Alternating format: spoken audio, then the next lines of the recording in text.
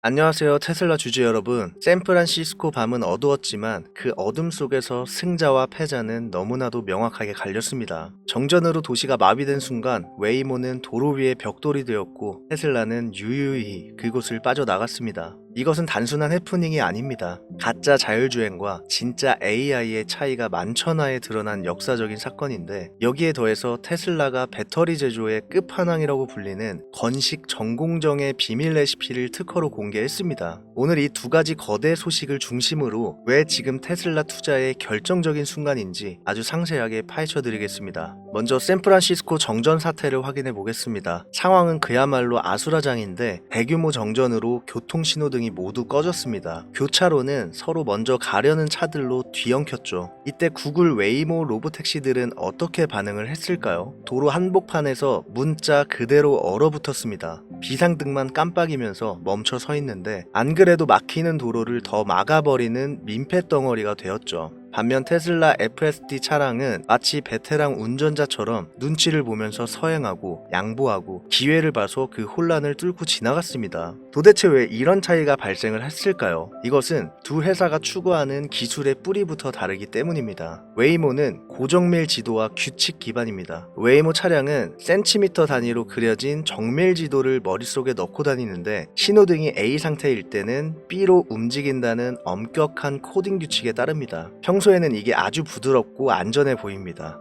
하지만 이번처럼 정전이 발생해서 신호등과 통신이 끊기고 눈앞의 현실이 지도에 입력된 정상 상황과 달라지면 어떻게 될까요? 웨이모 AI는 판단을 포기해버립니다. 입력된 데이터와는 다르다, 위험하다, 멈춰라. 이것이 프로그래밍 웨이모의 한계입니다. 즉, 웨이모는 기억력에 의존하는 모범생이라 시험 범위를 벗어난 문제가 나오면 백지를 내는 것이죠. 하지만 테슬라는 다릅니다. 테슬라는 카메라와 뉴럴넷입니다. 테슬라의 AI는 수십억 마일의 주행 데이터를 통해서 운전의 본질을 배웠습니다. 테슬라 FSD는 여기가 샌프란시스코 몇 번 도로라는 것을 외워서 가는 게 아니라 그냥 앞에 신호등이 꺼져 있네, 차들이 엉켜 있네, 그럼 사람처럼 속도를 줄이고 일정하게 진입해서 흐름을 타야지 라고 실시간으로 판단을 하게 됩니다. 일론 머스크의 말처럼 웨이모는 시뮬레이션이라는 온실 속에서 자랐습니다. 하지만 테슬라는 비, 눈, 공사 현장, 그리고 이번 같은 정전 사태라는 지저분한 현실 세계에서 단련이 됐죠. 도로 위는 언제나 예측 불가능합니다. 지도가 업데이트 되기 전에 공사가 시작되고 전기는 언제든지 나갈 수가 있죠. 이번 사건은 지도는 현실을 이길 수 없으며 오직 인간처럼 보고 판단하는 비전 AI만이 진정한 자율주행의 해답이라는 것을 증명을 해냈습니다. 테슬라는 혼란 속에서 더 강해지고 있는 것이죠. 이제 오늘 가장 중요한 기술 분석으로 들어가는데, 테슬라가 공개한 특허는 단순히 배터리를 만드는 방법이 아닙니다. 이건 경쟁사들이 따라올 수 없는 압도적인 마진을 만드는 연금술에 가깝습니다. 많은 분들이 이 4680 배터리 수율을 걱정하셨지만 이 특허를 보시면 테슬라가 이미 해법을 찾았고 완성 단계에 있음을 알 수가 있습니다. 이 기술이 왜 혁명적인지 알기 위해서는 기존 방식을 알아야 합니다. 지금까지 배터리 업계는 30년 넘게 습식 공정을 썼는데, 쉽게 말해서 배터리 가루에 유독성 액체, 이 솔벤트를 부어서 섞은 다음 진흙같이 반죽을 만듭니다. 이것을 금속 코일에 바른 다음 길이가 100m가 넘는 거대한 오븐에 넣어서 액체를 다시 증발시켜서 말립니다. 이 방식은 끔찍하게 비효율적인데 거대한 공장 부지가 필요하고 오븐을 돌리는데 엄청난 전기가 들어갑니다. 유독성 물질을 회수하는 장비도 필요한데 무엇보다 끔찍한 건 반죽을 섞을 때 입자들이 깨진다는 것이죠. 테슬라의 건식 공정은 이 액체와 오븐을 아예 없애버리는 겁니다. 가루 상태에서 바로 압력을 가해서 치즈나 껌처럼 얇은 막으로 만드는 기술인데 이게 정말 어렵습니다. 가루가 서로 뭉치려면 본드를 많이 넣어야 되는데 본드를 많이 넣으면 배터리 성능이 떨어집니다. 그래서 이번 특허에서 테슬라는 이 PTFE라는 소재와 섬유화 기술로 이 난제를 풀었습니다. 이 과정을 현미경으로 본다고 상상을 해보시면 PTFE는 힘을 받으면 마치 피자 치즈나 거미줄처럼 아주 미세한 실가닥으로 쭉 늘어납니다. 테슬라는 이 거미줄 같은 섬유들이 배터리 입자 하나하나를 그물망처럼 꽉 잡아주도록 설계를 했습니다. 놀라운 점은 이 거미줄 본드를 전체 재료의 1.25%에서 3%밖에 안 쓴다는 것이죠. 경쟁사들은 상상도 못할 적은 양입니다. 본드가 적게 들어가다 보니까 그 자리를 전기를 저장하는 활물질로 99%까지 꽉 채울 수가 있는 거죠. 당연히 배터리 용량과 주행거리까지 늘어나게 되는 것입니다. 더 중요한 디테일은 비파괴적 혼합입니다. 기존 습식 공정은 믹서기를 세게 돌리다 보니까 배터리 입자가 깨지고 부서집니다. 입자가 깨지면 나중에 충전할 때 그 틈으로 부반응이 일어나서 배터리 수명이 급격하게 줄어드는데, 이번 특허에 따르면 테슬라는 음파 혼합기나 칼날 혼합기를 사용해서 분당 10에서 40m라는 아주 느린 속도로 재료를 얼음 만지듯이 섞습니다. 이렇게 하니까 입자가 깨지지 않고 원형 그대로 유지가 되죠. 결과는 충격적입니다. 2000번을 충전하고 방전해도 배터리 용량이 90% 가까이 살아 있었습니다. 이게 바로 일론 머스크가 말했던 100만 마일 배터리 실체인데, 로보택시는 하루 종일 달려야 하므로 배터리 수명이 생명입니다. 테슬라는 이미 그 기술적인 토대를 완성한 것이죠.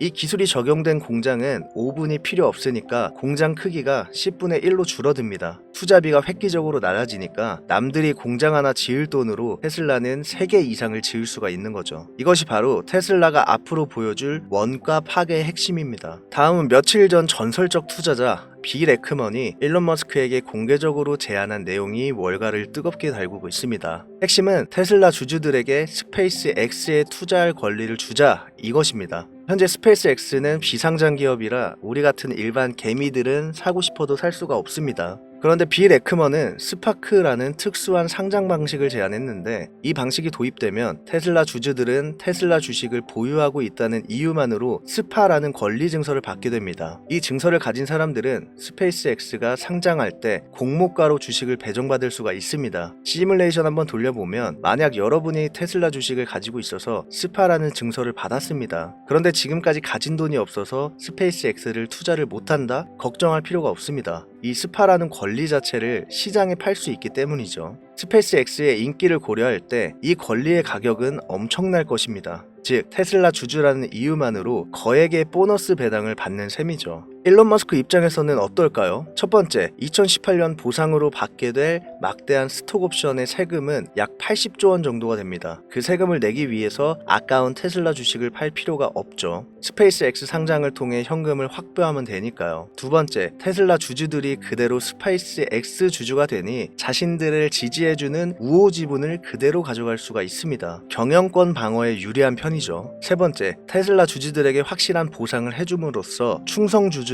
더 단단하게 결집할 수가 있습니다. 빌 에크먼의 계산에 따르면 행사 가격을 42달러로 계산했을 때 스페이스 X는 무려 1480억 달러, 우리 돈으로 200조 원의 현금을 한 번에 조달할 수가 있습니다. 수수료를 떼어가는 월가 은행들을 배제하고 그 이익을 오롯이 테슬라 주주와 회사에게 돌려주는 혁신적인 방법이죠. 이게 현실화가 되면 테슬라 주가는 단순히 자동차 회사의 가치를 넘어 스페이스 X로 가는 입장권으로서의 프리미엄이 붙게 될 겁니다. 마지막으로 로보택시와 거시경제 흐름을 짚어보도록 하겠습니다. 먼저 테슬라가 캘리포니아 공공유틸리티위원회에 베이 지역 로보택시 서비스 차량을 1655대나 등록을 했습니다. 불과 몇 달 전인 8월에는 28대였습니다. 28대에서 1600대로 무려 60배 가까운 규모로 성장을 했는데, 물론 지금 당장은 운전자가 탑승을 한 형태지만 이렇게 차량을 대폭 늘렸다는 건 이제 실험 단계가 끝났다는 뜻이겠죠. 대규모 차량을 동시에 굴리면 배차 시스템, 경로 최적화, 승객 대응 같은 실제 서비스 운영 데이터를 긁어 모으겠다는 것이고, 텍사스 기가팩토리에서는 사이버캡의 조립기 숫자를 채용하면서 생산 라인을 점검하고 있습니다.